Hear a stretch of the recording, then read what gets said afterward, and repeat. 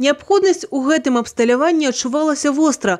Для таго, каб правесці неабходную дыягностыку, пацыентаў перанакіроўвалі ў іншыя медыцынскія установы. Зараз, упэўнены ўрачы, час на пастаноўку дыягнозу значна скараціцца.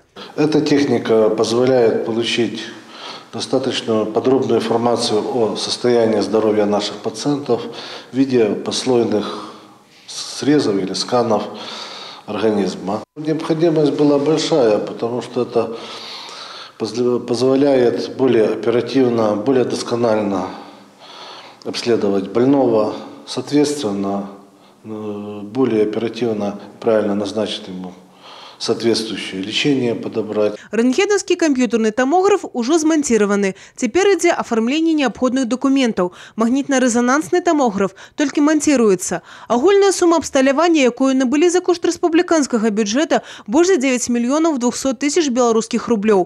Увести эксплуатацию томографы плануется уже у красавику. Провести необходимые доследования смогут не только пациенты больницы. Але это не все техничные новинки, которые з'явятся у медицинской установе. Получили аппарат УЗИ экспертного класса, то есть будем вскоре выводить в эксплуатацию. И медтехникой проводится дозакупка остального оборудования. Эндоскопических стоек. Получили аппарат искусственной вентиляции, наркозный аппарат для колоноскопии. Получили электрокардиографы, дефибрилляторы для оснащения приемного отделения.